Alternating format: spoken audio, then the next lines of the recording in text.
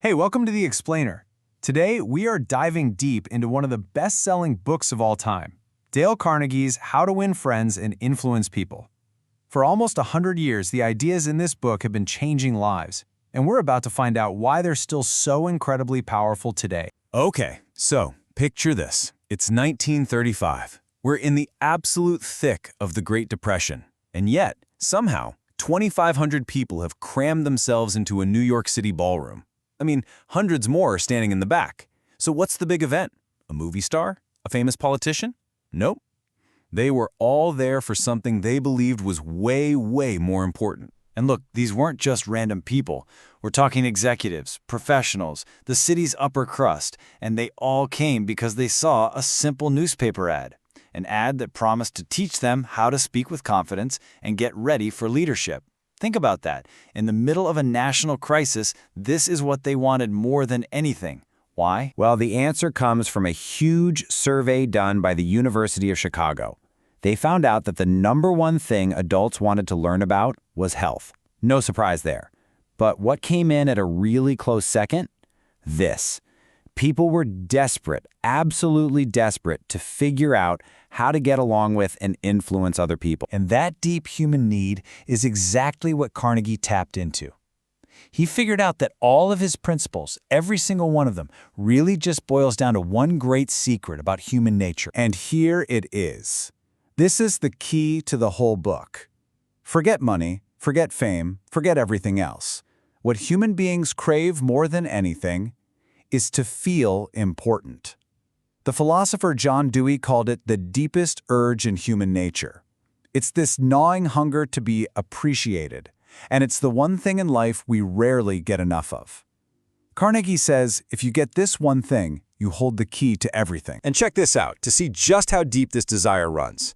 John D. Rockefeller? He got his feeling of importance by giving away his fortune to build a hospital in China for people he'd never even meet. Now, on the flip side, you have the gangster John Dillinger. He got that exact same feeling by being public enemy #1. A great philanthropist and a notorious criminal, both driven by the exact same psychological need. It doesn't matter who you are. Everybody wants to feel important. So, okay, we've got the secret. How do we actually use it? Well, before we get to the do's, Carnegie says we have to master the don'ts. And rule #1 is this: stop criticizing people. Here's the thing about criticism. It's useless. It's totally futile because all it does is put the other person on the defensive. It just makes them dig in and justify why they were right all along.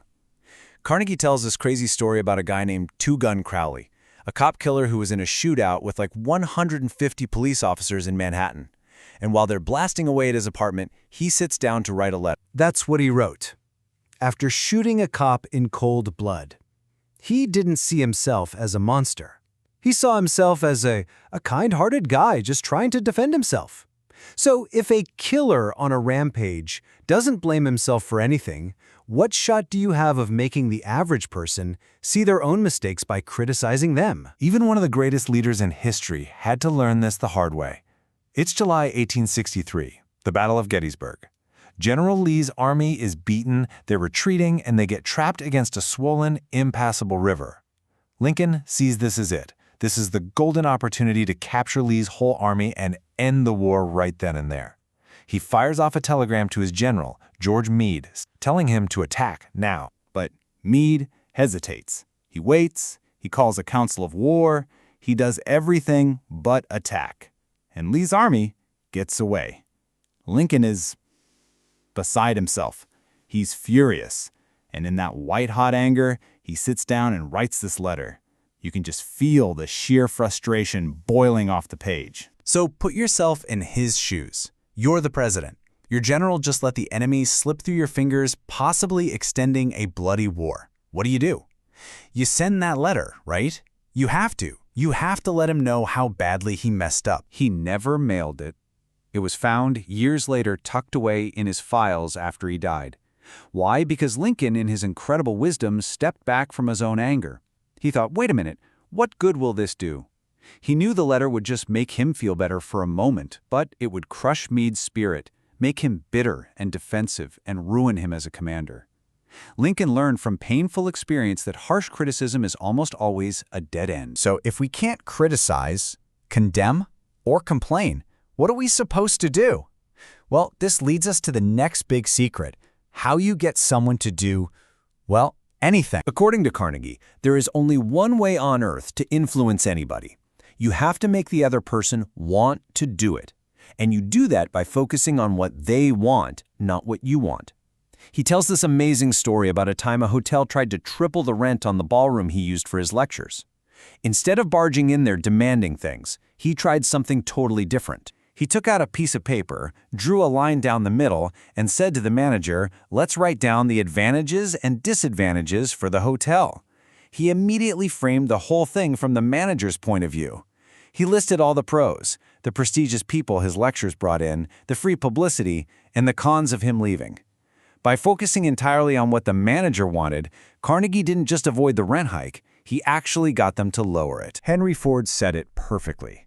This one little shift, from seeing things from your angle to seeing them from the other person's, is the absolute bedrock of success. It doesn't matter if you're trying to lead a country, raise a child, or sell a car.